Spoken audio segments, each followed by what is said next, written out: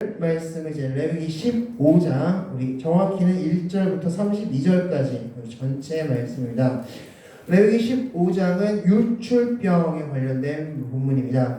계속해서 말씀드리지만 레위기 11장, 우리 먹는 규례였죠. 먹는 규례부터 시작해서 다음 주에 보게 될 대속죄일 규례까지 해서 11장부터 16장은 제사장에게 보이면서 제사장에게 상태를 보여서 그것이 정결한지 부정한지를 판결받는, 그것이 바로 레위기 11장부터 16장까지라고 말씀드렸습니다. 오늘은 그 중에서 이 유출병에 관련된 말씀입니다. 지난주에는 나병 치유 규례에 대해서 같이 나누었습니다. 나병 치유 규례는 바로 예수 그리스도로 인한 구원을 본문이다 라고 말씀드렸습니다. 즉 예수 그리스도의 보혈로 인해서 우리가 깨끗함 받은 것을 이제 나병 치유를 통해서 볼 수 있었다라고 말씀드렸습니다. 오늘은 이제 유출병 규례라고 말씀드릴 수 있는데, 먼저 오늘 말씀의 구조를 살펴보겠습니다. 우리 33절까지의 말씀인데 1절부터 15절까지는 남자의 부자연스러운 유출, 16절부터 18절은 남자의 자연스러운 유출, 19절부터 24절은 여자의 자연스러운 유출, 25절부터 30절까지는 여자의 부자연스러운 유출, 31절부터 33절은 유출병 규례를 정리한 본문이다라고 볼 수 있습니다. 오늘 말씀의 질문은 이것입니다. 오늘 말씀을 통해서 하나님께서 말씀하고 싶은, 특별히 2024년도를 살고 있는 지금 우리들에게 말씀하고 싶은 말씀은 무엇일까에 대해서 오늘 말씀을 통해서 들으시기 바라겠습니다. 먼저 오늘 말씀을 하기에 앞서서 오늘 유출이 무엇인지부터, 그리고 오늘 말씀의 핵심이 무엇인지부터 정리하고 나서 말씀 나누겠습니다. 먼저 유출은 사전적인 의미를 보면 밖으로 흘러나간다는 뜻을 가지고 있습니다. 이것을 이제 오늘 본문과 적용시켜 본다면 몸 안에 있는 것이 밖으로 흘러나오는 걸 유출이라고 할 수 있습니다. 그리고 그것을 이제 병으로서 유출병이라고 표현하고 있는 것입니다. 우리가 몸 안에 있는 게 밖으로 흘러나오는 게 무엇이 있을까요? 가장 대표적으로 소변 같은 것도 있을 수 있고, 침, 눈물, 이런 것들도 다 몸 안에 있다가 밖으로 흘러나오는 것들일 것입니다. 이런 것들이 다 유출인데, 자, 그 중에선 자연스러운 유출이 있고 부자연스러운 유출이 있다라고 말씀하고 있습니다. 자, 그럼 여기서 자연스러운 유출이 무엇이고 부자연스러운 유출이 무엇인지 잠시 알아보기 전에 오늘 말씀의 사실 핵심은 2절에 있습니다. 2절 말씀을 우리가 정확하게 해석해야지만이 오늘 말씀이 정확하게 풀릴 수가 있습니다. 우리 2절 말씀을 다 같이 한번 읽겠습니다. 15장 2절입니다. 읽겠습니다. 시작! 이스라엘 자손에게 말하여 이르라. 누구든지 그의 몸에 유출병이 있으면 그 유출병으로 말미암아 부정한 자라. 아멘. 자, 여기서 이렇게 말씀하죠. 이스라엘 자손에게 말하여 이르라. 누구든지 그의 몸에 유출병이 있으면 유출병으로 말미암아 부정한 자라라고 말씀하고 있는데, 여기서 몸이라고 해석된 지금 이 남자의 경우죠. 남자의 경우고 19절에는 여자의 경우를 말씀하는데 거기서도 역시 동일하게 몸이라고 번역되어 있습니다. 그런데 이 몸이라고 한글로 번역된 이 원어는 바사르라는 단어인데, 이 바사르는 우리 몸, 그러니까 머리끝부터 발끝까지의 몸을 의미하기도 하지만 오늘 본문에서만큼은 바로 남자와 여자의 성기를 의미하는 단어입니다. 이 바사르라는 단어가. 왜 그러냐면 2절 말씀에 보면 유출병이 있으면 이라는 본문이 있습니다. 유출병이 있으면. 이 유출병이 있으면 이라고 번역된 이 단어의 원어는 조부인데, 조부. 이 조부는 남자의 정액을 의미하는 단어입니다. 그러므로 2절에 몸이라고 번역된 이 단어는 남자 혹은 여자의 성기를 의미하는 단어다라고 할 수 있습니다. 즉 오늘 본문의 전체 그 상황은 뭐냐면 바로 남자 혹은 여자의 성기 가운데서 일어나는 유출에 대한 본문이다라고 생각하시면 되겠습니다. 그 중에서도 자연스러운 유출이 있고 부자연스러운 유출이 있다라고 말씀하고 있는 겁니다. 그다음 자연스러운 유출은 무엇일까요? 남자의 경우에 있어서는 몽정이나 사정 같은 경우를 자연스러운 유출이라고 해석할 수 있고, 여자의 경우는 자연스러운 유출은 월경, 그것을 자연스러운 유출이라고 설명할 수 있을 겁니다. 그렇다면 부자연스러운 유출이 무엇일까? 바로 성병에 의한 유출이라고 할 수 있습니다. 성병에서 성기, 남자 성기든 여자 성기든 성기에 고름이나 피가 나오는 현상, 이것을 부자연스러운 유출이라고 해석할 수 있습니다. 그래서 오늘 말씀 바로 이런 성적 행위에 의해서 일어나는 유출에 대한 본문이다 라고 이렇게 해서 먼저 기억하시면 되겠습니다.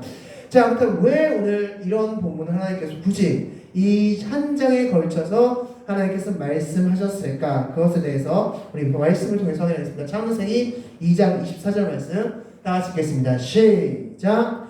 이러므로 남자가 부모를 떠나 그의 아내와 합하여 둘이 한 몸을 이룰지로다. 아멘. 하나님께서 성을 만드실 때 어떤 용도로 만드셨습니까? 한 남자와 한 여자가 사랑을 하여 한 몸을 이루고 생육하고 번성하는 목적으로서 하나님께서 성을 만드셨는데, 그것이 잘못 사용되는 경우, 그것에 그냥 단순한 쾌락적인 부분만 요구되는 경우, 그런 경우가 이 당시에 있었다라는 것입니다.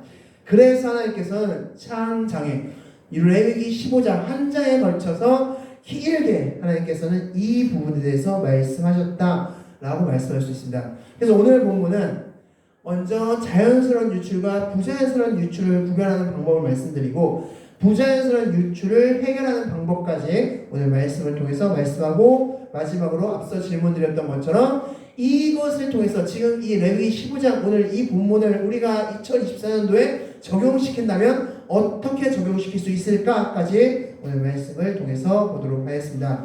먼저 첫 번째 질문이 이것입니다. 부자연스러운 유출의 원인은 무엇일까라는 것입니다. 자, 남자의 경우는 1절부터 15절까지는 남자의 부자연스러운 유출을 말씀하고 있고, 16절부터 18절은 남자의 자연스러운 유출에 대해서 말씀하고 있습니다. 자, 그러면 이 둘의 근본적인 차이가 무엇일까? 근본적으로 오늘 본문에서 이 둘을 구별짓는 가장 근본적인 이유, 그 차이가 있습니다. 자, 한 가지 상황은 이것이 없고, 한 가지 상황은 이것이 있습니다. 무엇일까? 자, 오늘 본문을 여러분께서 집에 가셔서 한번 15장을 천천히 한번 쭉 읽어보시면 오늘 본문에 딱 이것만이 있고 없고의 차이가 나타날 수 있는데, 바로 13절부터 15절 말씀입니다. 바로 13절부터 15절이 어떤 본문입니까? 어떤 내용입니까? 바로 제사에 대한 부분입니다. 제사. 즉 어떤 것이 부정하다 또는 정하다라고 판단하는 기준은 바로 제사의 유무에 달렸다는 것입니다. 어떤 것을 할 때는 하나님께서는 제사를 드리라고 말씀하셨고, 어떤 것을 할 때는 제사에 대한 말씀이 제사에 대한 언급이 없으십니다. 즉 제사 유무에 따라서 이것이 정하다, 자연스러운 것이다, 부자연스러운 것이다 라고 나눌 수 있습니다. 자, 남자의 경우를 설명드리면 이렇습니다. 남자의 경우는 자연스러운 유출, 몽정이나 사정과 같은 그런 자연스러운 유출의 경우에는 목욕 한 번으로, 목욕만 하면 너희가 정해진다라고 표현하고 있습니다. 근데 부자연스러운 유출의 경우에는 일주일 동안 진 밖에 나가야 됩니다. 우선은 일주일 동안 진 밖에서 있어야 되고, 그 다음에 8일째 되는 날 다시 진 안으로 들어와서 속죄제와 번제를 드려야지만이 너희가 정해진다라고 말씀하고 있습니다. 그래서 부자연스러운 유출일 경우엔 제사라는 것이 포함되어야 되고, 자연스러운 유출일 경우엔 남자의 경우 그냥 몸 한번 씻으면 끝나는 겁니다. 여자의 경우는 조금 다릅니다. 약간 다르긴 하는데, 여자의 같은 경우에는 지난번에 우리 출산규례에서 말씀드렸지만 여자는 무엇이 나옵니까? 피가 나오죠. 그래서 여자 같은 경우에는 자연스러운 유출의 경우에도 일주일 동안 부정해진다라고 말씀하고 있습니다. 일주일 동안 부정해집니다. 그래서 일주일 동안 부정해진 다음에 단 제사 없이 정해집니다. 일주일의 기간만 지나면. 여자의 경우는. 왜냐하면 여자는 피, 지난번에 말씀드렸지만 피는 무엇을 상징합니까? 생명을 상징하는데, 생명이 나가면 죽음이죠. 즉 그것을 정하는 기간이 일주일이기 때문에 그래서 일주일 동안은 부정해진다라고 말씀하고 있는 겁니다. 그러나 여자의 경우도 부정한 상태, 부정한 즉 부자연스러운 유출을 할 경우에는 일주일 동안 진 밖에 나감과 동시에 8일째 되는 날 그는 그 사람 역시 번제와 속죄제를 제사를 드려야지만이 정결을 진다라고 말씀하고 있습니다. 즉 자연스러운 유출의 경우에 남자의 경우는 그냥 씻으면 끝났고 여자는 일주일 동안 있으면 끝났습니다. 그런데 부자연스러운 유출의 경우에는 남자의 경우는 여자의 경우는 둘 다 제사를 드려야지만이 끝이 난다라고 말씀하고 있습니다. 그래서 자연스러운 유출인가 부자연스러운 유출인가는 바로 제사 이후에 달려있다라고 말씀하고 있습니다. 그렇다면 한 가지 질문 드리겠습니다. 왜 하나님께서는 이 말씀을 하셨을까? 레위기 15장 지금 하나님께서는 이 말씀을 이스라엘 백성들에게 하신 이유가 과연 무엇일까라는 것입니다. 제가 지난번에도 말씀드렸지만 이 레위기 말씀은 어디를 염두에 두고 하신 말씀이라고 말씀드렸습니까? 바로 가나안 땅 입성을 염두에 두고 하신 말씀입니다. 지금 이 사막 한가운데서를 염두에 두고 하신 말씀이 아니라 이제 앞으로 가나안 땅에 입성하게 되면 너희들이 이렇게 살아 라고 하신 말씀이 바로 이 말씀입니다. 즉 레위기 15장 역시 마찬가지로 그것을 염두에 두고 하신 말씀이라는 겁니다. 왜 그렇다면 이것을 염두에 두서 가나안에 입성하는 것을 염두에 두셨는데 왜 유출병에 대해서 말씀하셨는가? 바로 이 말씀 때문에 그렇다고 볼 수 있다. 우리 말씀 보겠습니다. 민수기 25장 8절 말씀 다 같이 읽겠습니다. 시작! 그 이스라엘 남자를 따라 그의 막사에 들어가 이스라엘 남자와 그 여자의 배를 꿰뚫어서 두 남자를 죽이니 연병이 이스라엘 자손에게서 그쳤더라. 아멘. 자, 이 말씀은 부올에서 생긴 일로서 유명한 말씀이죠. 자, 부올에 이제 이스라엘 백성들이 이 민수기 말씀은 바로 출애굽 2세들이죠. 그래서 가데스 바니아를 지나서 그때 이제 정탐꾼들을 위해서 이제 다 죽었죠. 40년이 지나서 다 이제 시간이 지나서 죽고 1차 출애굽 인원들은 다 죽고 2차 출애굽 인원들이 이제 가데스 바니아를 지나서 이 부올이라는 땅에 도착했는데 이 부올은 바로 그들이 그토록 찾길 원했고 헤맸던 가나안의 바로 앞도시가 부올입니다. 바로 이제 강만 건너면 가나안입니다. 그런데 이 부올이라는 땅에서 어떤 일이 있었느냐? 미디안 여자 한 명이 이스라엘 남자와 같이 텐트로 천막으로 들어갑니다. 들어가서는 관계를 갖습니다. 관계를 갖는데 그 남자와 여자의 이름도 성경에 적혀 있습니다. 남자의 이름은 시므리라는 남자고 여자의 이름은 고스비라는 여자다라고 성경에 명시하고 있습니다. 자, 그렇게 두 남자가 들어왔는데 문제는 단순한 성관계가 문제가 아니라 이 미디안 여자가 어떤 여자냐? 바로 사제였습니다. 근데 성경에 뭐라고 적혀있냐면 너희들이 바알을 섬기는데 너희들도 동참시키겠다라고 말씀하고 있습니다. 즉 바알을 섬기는데 동참한 것이었고 이 당시에 우상을 섬기는 이들의 제사, 이들의 예배 방식이 무엇이었냐면 바로 남녀가 관계를 하면서 우상을 신을 흥분시키는 겁니다. 그 흥분시킴으로써 그들에게 복을 내려준다는 게 바로 그들의 개념이었습니다. 그래서 실제로 에베소 지역을 가면 실제 문헌에 가면 에베소 지역에는 여사제들만을 위한 방이 따로 있었고 그 여사제들이 총 최소 1000명 정도의 여사제가 있었다. 그 여사제와 이제 남자가 예배드리러 가서 여사제와 관계를 하면 그 신께 예배드리는 겁니다. 그 예배를 드리면서 그런 예배 문화가 이방엔 널리 퍼져 있었다는 것입니다. 오늘 본문도 이 민수기 25장도 마찬가지 개념입니다. 그래서 바알께 예배드리는 이 장면이 있는데 그때 비느하스라는 사람이 그 하나님의 분노와 동일시한 분노를 느껴서 창을 들고 그 막사 텐트로 가서 남녀가 겹쳐있는 상황 가운데서 창으로 그들의 배를 찔러 죽인 겁니다. 그래서 창이 배 밖으로 튀어나왔다. 그렇게 해서 하나님의 진노가 멈췄는데 그때 하나님께서는 그것으로 인해서 연병을 내리셨다라고 말씀하고 있습니다. 근데 그 연병으로 죽은 사람의 수가 24,000명이다 라고 성경 기록하고 있습니다.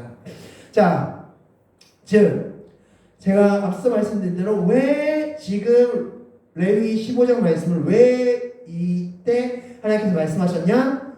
바로 부자연스러운 유출, 바로 성병이 걸리는 가장 대표적인 모습이 어떤 모습이냐? 바로 여사제 혹은 남사제와 관계를 하면서 성병이 옮는 경우가 많았기 때문에 이것을 미연에 방지하고자 너희들이 가나안 땅에 가면 그들의 예배를 볼 것이고 혹여나 그들의 예배에 동참하면 너희들이 성병을 즉 부자연스러운 유출을 할 수밖에 없는 상황이 있을 것이기 때문에 나는 미리 너희들에게 경고의 말씀을 전한다 라고 말씀할 수 있는 겁니다. 그래서 앞서 드렸던 질문 첫 번째 질문은요. 부자연스러운 유출의 원인은 무엇이었는가? 바로 그런 이방 문화, 이방의 예배 문화를 따르기 때문에 그들은 그런 성병, 부자연스러운 유출에 걸릴 수 있었다라고 말씀할 수 있고 이것뿐만 아니라 하나님께서 창세기에 말씀하셨던 부부에서의 사랑이 아닌 다른 모습에서의 사랑을 행했을 때 역시 성병 가운데 걸릴 수 있었고 그것은 부자연스러운 유출 가운데 임할 수 있었다라고 볼 수 있는 것입니다. 자, 그렇다면 이렇게 부자연스러운 유출이 생겼을 때 어떻게 해결할 수 있는가라는 것입니다. 이 부자연스러운 유출이 생겼다는 것은 사람이 부정해졌다는 것입니다. 이 부정한 사람과 자 이것부터 이렇게 해서 기념으로 잡고 가셔야 될 것이 정한 것과 부정한 것이 만나면 어떻게 될까요? 정한 것이 부정해지는 겁니다. 부정한 것이 정해지는 게 아니라 정한 것이 부정해집니다. 즉 오늘 본문 우리 1절부터 12절까지 말씀 보면 유출병이 걸린 사람이 앉은 안장, 침대, 만진 것들 그 모든 것들이 다 부정해진다고 말씀하고 있습니다. 정한 것이 부정한 것과 만났기 때문에 다 부정해지는 겁니다. 우리가 죄라는 부정한 것을 접촉하면 그렇기 때문에 우리는 어떻게 되는 겁니까? 부정해지는 겁니다. 그 원리인 것입니다. 그렇다면 이것을 해결하는 방식이 무엇일까요? 이 부정해진 사람이 다시 정해지려면 어떻게 될까요? 바로 제사라는 것이 필요한 겁니다. 그렇기 때문에 부정한 것이 정해지려면 제사가 필요하고 그 제사 안에는 무엇이 반드시 필요하다? 피가 필요하다. 그래서 예수님께서 십자가에 달려서 피를 쏟으신 겁니다. 부정한 우리를 정하고 거룩한 자로 만들기 위해서. 그게 예수님의 피의 원리입니다. 그래서 하나님께서 레위기 1장부터 5장까지 제사 방법에 대해서 자세하게 1장부터 7장까지 제사 방법에 대해서 자세하게 말씀하신 이유는 바로 그 부정한 이스라엘 백성들을 정하고 거룩한 자로 만들기 위해서 방법을 가르쳐 주신 것이다 라고 말씀할 수 있습니다. 자, 오늘 본문도 마찬가지입니다. 레위기 13장부터 이제 너희들 유출병에 걸린 부자연스러운 유출을 통해서 유출병에 걸린 자들이 정해지기 위해서는 이렇게 하라라고 말씀하고 있는데 우리 13절 말씀 우리 다 같이 한번 읽겠습니다. 13절입니다. 읽겠습니다. 시작. 유출병이 있는 자는 그의 유출이 깨끗하여지거든 그가 정결하게 되기 위하여 이레를 센 후에 옷을 빨고 흐르는 물에 그의 몸을 씻을 것이라 그리하면 그가 정하리라. 아멘. 자, 여기서 핵심이 있습니다. 무엇일까요? 13절의 핵심. 어찌 보면 가장 중요하고 오늘 사실 메시지의 가장 큰 핵심이라고도 할 수 있는 부분.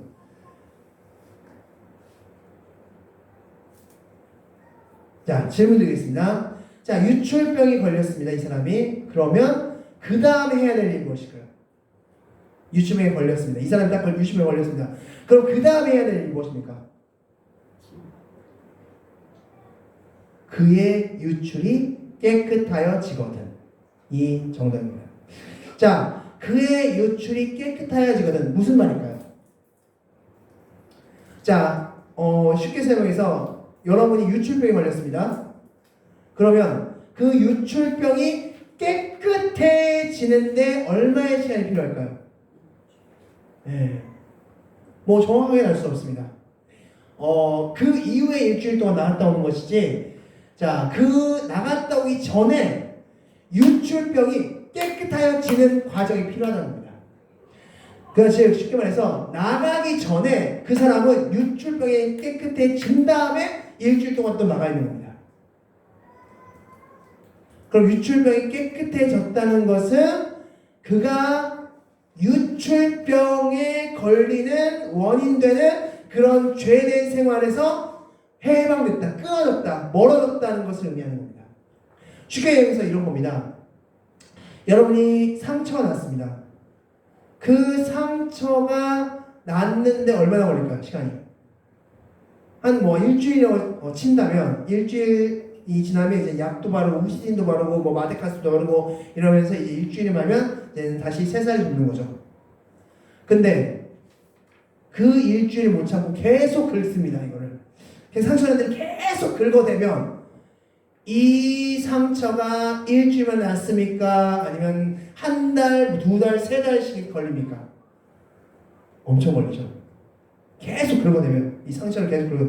그래서 상처 나면은 만지지 않는 것이죠. 만지지 않고 반창고 붙이고 약 바르고. 그게 이제 상처를 낫는 방법이겠죠.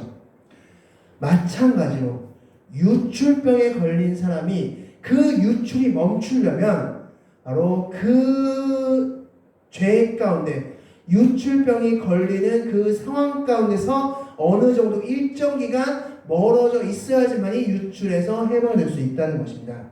즉 하나님께서 이렇게 말씀하시는 겁니다. 너희들 유출병이 있는 자, 그 자들 먼저 뭐하라? 그 유출병이 걸리는 상황에서 떠나라. 그것과 단절해라. 얼마 동안? 그 유출이 멈출 때까지. 그리고 나서 일주일 동안 진 밖에 있어라. 그리고 8일째 되는 날 진 안으로 다시 들어와서 번제와 속죄제를 드려라. 이게 하나님의 말씀입니다. 그러니까 우리가 죄라는 것을 지었을 때 가장 먼저 해야 되는 건 무엇입니까? 죄와 단절하는 것. 유출병이 깨끗하여지거든. 유출이 깨끗하여져요. 그래서 어느 정도 기간을 두고 그 유출이 깨끗하여진 다음에 그 다음에 다음 일 제사까지 들어가는 것입니다. 자, 제사는 어떻게 드리는 겁니까? 우리 14절 말씀, 15절 말씀을 다시 한번 읽겠습니다. 시작! 여덟째 날에 산비둘기 2마리나 집비둘기 새끼 2마리를 자기를 위하여 가져다가 회막문 여호와 앞으로 가서 제사장에게 줄 것이요. 자, 그 한 마리는 속죄제로 다른 한 마리는 번제로 드려 그의 유출병으로 말미암아 여호와 앞에서 속죄할지니라. 아멘. 자, 일주일 동안 진 밖에 있다가 이제 안으로 들어옵니다.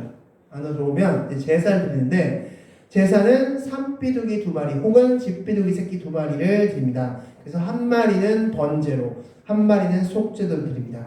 자, 번제는 어떤 의미라고 말씀드렸습니까? 번제는 하나님의 진노, 죄로 인하여 생긴 하나님의 진노, 그 분노를 덮는 제사. 하나님의 분노와 진노를 덮는 제사가 바로 번제라고 말씀드렸습니다. 속죄제는 죄 자체의 문제를 해결하는 제사. 그게 속죄제라고 말씀드렸습니다. 즉, 부자연스러운 유출, 즉 부자연스러운 관계를 통해서 부자연스러운 유출이 걸렸고 그것을 일정 기간 끊었을 때 유출이 멈췄고, 그리고 나서 일주일 동안 진 밖에 있다가 여덟째 날에 들어와서 새 2마리를 잡아 죽입니다. 즉 이 사람으로 말미암아 지금 두 생명이 목숨을 잃은 것입니다. 생명 2개가 피를 흘린 것입니다. 새 2마리가 피를 흘리지 않아도 될, 자유롭게 날아다니면서 살아야 될 그 새 2마리가 목숨을 잃은 것입니다. 이것은 남자와 여자 동일한 방법입니다. 일주일 먼저 멈춰야 되고 일주일 동안 나갔다 와야 되고 그리고 8일째 되는 날 새 2마리를 죽여서 하나는 번제물, 하나는 속죄 제물로 드려야 된다는 것입니다. 즉 우리가 죄를 지으면 반드시 그 부정한 것이 정하기 위해서는 무엇이 필요하다? 제사 곧 피가 필요하다 라는 것입니다. 그 원리를 지금 말씀하고 있습니다. 그래서 다시 처음 질문으로 넘어가겠습니다. 부자연스러운 유출을 해결하는 방법은 무엇이다? 2가지를 말씀드렸습니다. 첫 번째, 죄와 단절해라. 지금까지 너가 했던 것을 단절하고 끊어라 라는 것입니다. 지금까지 너가 했던 것을 끊고 어느 정도 충분한 기간을 두어라 라고 첫 번째 말씀할 수 있고, 2번째, 죽음을 통해서만 해결된다는 것을 기억하라 라는 것을 기억하시기 바라겠습니다. 그럼 이 2가지를 좀 더 자세하게 말씀드리고 있습니다. 성경에선 이거 2개를 어떻게 말씀하고 있는지 같이 말씀을 통해서 보겠습니다. 첫 번째, 다시 한번 따라해 보겠습니다. 죄와 단절해라. 네, 죄와 단절. 자, 말씀을 통해서 보겠습니다. 사무엘하 12장 12절 말씀 다 같이 한번 읽겠습니다. 시작. 너는 은밀히 행하였으나 나는 온 이스라엘 앞에서 백주의 일을 행하리라 하셨나이다 하니. 아멘. 자, 이것은 너무나 유명한 다윗과 밧세바 사건이죠. 자, 다윗과 밧세바 역시 성적 죄였습니다. 자, 그런데 이 다윗과 밧세바 사건에서 다윗은 얼마 동안 이 일을 감출 수 있었습니까? 그 다음에 이제 아이가 태어납니다. 아이가 태어난 것으로 봤을 때 최소 1년 정도는 이 밧세바와의 일을 감췄다는 것입니다. 오늘 이 유출병에 있어서 핵심은 무엇이냐면, 사실 이 유출병은 우리가 몸 안에, 즉 옷 안에 있는 것이기 때문에 철저하게 숨기고 감출 수 있는 것입니다. 은밀히 행해지는 것들입니다. 그것들에 대한 메시지라고 볼 수 있습니다. 즉 다윗도 마찬가지입니다. 다윗도 밧세바와의 그런 관계를 철저하게 1년 동안 숨긴 것입니다. 아이가 태어날 때까지 철저하게 숨길 수 있었습니다. 네, 밧세바 입단속도 시켰을 것이고 철저하게 자신들의 부하 입단속도 시켰을 것입니다. 철저하게 숨길 수 있었습니다. 즉 다윗이 나단 선지자의 꾸중을 듣기 전까지 그는 자신의 죄를 철저하게 숨기고 살았던 것을 볼 수 있습니다. 그래서 우리가 죄라는 것을 지었을 때 그것을 우리는 철저하게 숨길 수 있는 상황 가운데 있을 수 있다는 것입니다. 그러나 누구는 그 죄를 지은 것을 아십니까? 하나님은 아시죠. 그렇다면 하나님께서는 말씀하시는 것이 무엇입니까? 바로 그것을 스스로 단절하고 멀어지고 떨쳐버리라 라는 것입니다. 만약 다윗이 그런 죄를 저질렀지만 그 다음에 바로 즉시 회개했더라면 그 다음에 있을 일들은 다윗에게 일어나지 않았을 수 있습니다. 그러나 그는 철저하게 숨기고 감추고 덮고 하면서 최소 1년 정도는 그는 아무렇지 않게 살았던 것입니다. 자, 말씀을 또 하나 보겠습니다. 요한복음 12장 말씀 같이 보겠습니다. 12장 6절 말씀 다 같이 읽겠습니다. 시작. 이렇게 말하면 가난한 자들을 생각함이 아니요 그는 도둑이라 돈꾀를 막고 거기 넣은 것을 훔쳐가미러라. 아멘. 자, 가룟 유다에 대한 이야기입니다. 가룟 유다는 돈꾀를 맡은 사람들이죠. 자, 근데 이 가룟 유다가 어떤 사람이라고 성경은 표현하고 있냐면 바로 도둑이라고 표현하고 있습니다. 왜냐하면 그가 돈꾀를 맡고 있었는데 그 예수님 무리, 12제자 그 무리 가운데서 돈꾀를 맡은 사람이었는데 그 돈꾀에서 얼마의 금액을 인마이 포켓, 자기 주머니로 넣었던 사람인 것 같습니다. 그래서 성경이 이렇게 표현하고 있죠. 자, 그런데 중요한 것은 요한복음 13장 29절 말씀 보면 예수님께서 최후의 만찬하실 때 떡을 가룟 유다에게 주면서 너가 할 일을 이제 행하라 라고 말씀하셨을 때 제자들은 어떤 생각을 품었다고 성경이 기록하고 있냐면 이제 6월절이니까 필요한 물건이 있으니까 필요한 물건을 사라는 의미구나 혹은 가난한 자들을 도우라는 의미구나 라고 생각했다는 것입니다. 이 말인즉슨 가룟 유다가 그 제자들 사이에서 평판이 어땠다는 것입니까? 좋았다는 것입니다. 그러니까 그가 나쁜 짓을 할 거라고는 전혀 꿈에도 생각하지 못했다는 것입니다. 3년 동안 그 예수님의 12제자 무리 가운데 가룟 유다는 굉장히 평판이 좋은 사람, 돈꾀를 맡아도 괜찮은 사람이라는 평판 가운데 살았던 것입니다. 그런데 실상은 어땠습니까? 그는 도둑이다 라고 말씀하고 있습니다. 그래서 그는 역시 은밀하게 그 일을 행하였고 그래서 마귀는 그 가룟 유다를 이리저리 쥐어 흔들 수 있는 그런 존재였다는 것을 말씀하고 있습니다. 그래서 13장 2절 말씀 보면 마귀가 예수를 팔 생각을 넣었다. 마귀는 가룟 유다를 쉽게 흔들 수 있는 사람이 된 것입니다. 왜냐하면 그가 은밀한 죄 가운데 있었기 때문에. 사람들은 모르지만 그러나 그는 은밀한 죄 가운데 있었기 때문에. 자, 다윗도 마찬가지고 가룟 유다도 마찬가지로 사람들 앞에서는 어느 누구도 그들의 죄를 눈치채지 못하였지만 하나님은 그 모든 것을 보고 계셨다는 사실을 기억하시기 바라겠습니다.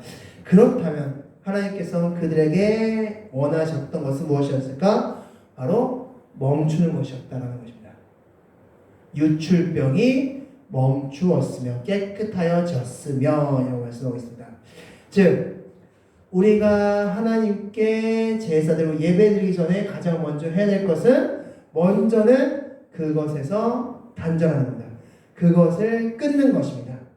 그리고 나서 제사가 진행된다는 것을 기억하시기 바라겠습니다. 그래서 가장 첫 번째 해야 될 것은 죄와 단절해라. 지금까지 너가 했던 그 은밀한 행위에서 끊어라 라고 말씀한다는 것을 기억하시기 바라겠습니다. 두 번째 따라해보겠습니다. 죽음을 통해서만 해결된다. 죽음을 통해서만 해결될 수 있습니다. 자, 다윗과 같은 경우에는 그 죄를 짓고 나서 어떤 일이 두 가지가 있었습니까? 사무엘하 12장 18절 말씀 보면 그 아이 밧세바가 낳은 아이가 8일 만에 죽는 사건이 있었습니다. 또한 사무엘하 15장 14절 말씀 보면 그의 아들인 압살롬이 반역해서 도망자 신세가 되는 것을 볼 수 있습니다.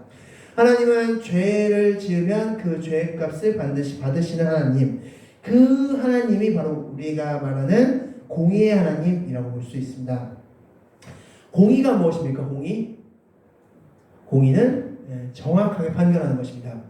우리가 사람이 판결하는 것은 어떤 정 문제도 있을 수 있고 상황을 고려해 줄 수도 있고 그 다음에 여러 가지를 막 고려해서 판결을 내립니다.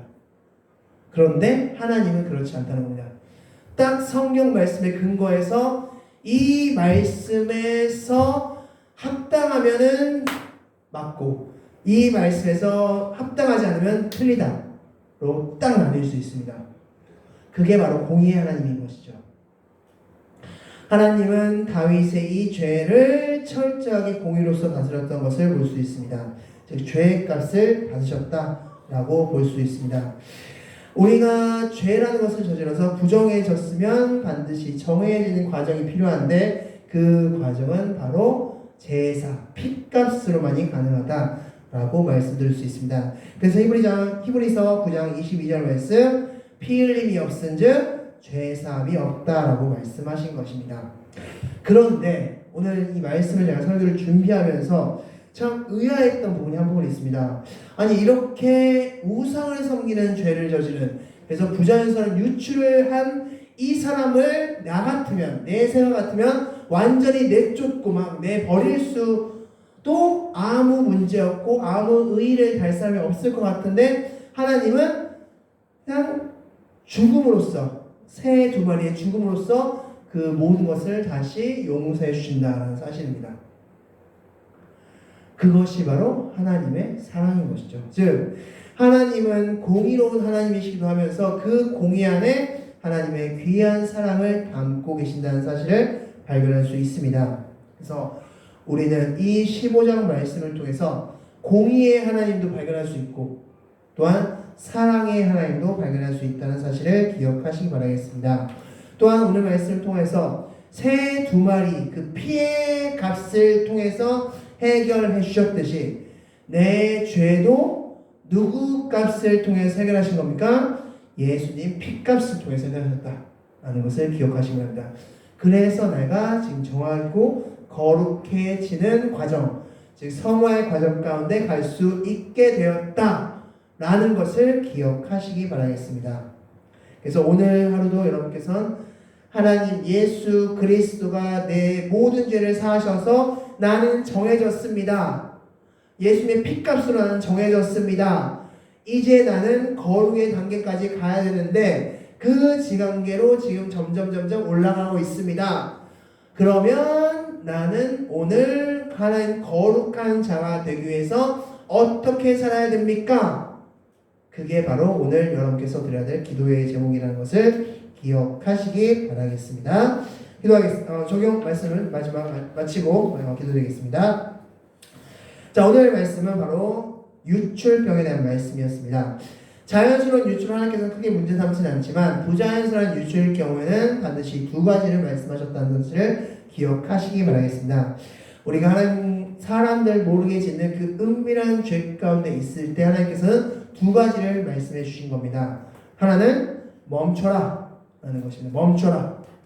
2번째는 죽어라. 그 죽음, 피다. 피가 필요하다 라는 것을 말씀해 주신 사실을 기억하시기 바라겠습니다. 혹 여러분 가운데서도 다윗처럼 혹은 가룟 유다처럼 아무도 모르는 그런 죄 가운데 있다면, 그 죄가 있다면 멈추시고 예수님의 죽음으로 나오시는 여러분들이 되시기 바라겠습니다. 기도하겠습니다. 제가 같이 기도하시겠습니다. 오늘 이 시간 다시 하나 기도하겠습니다.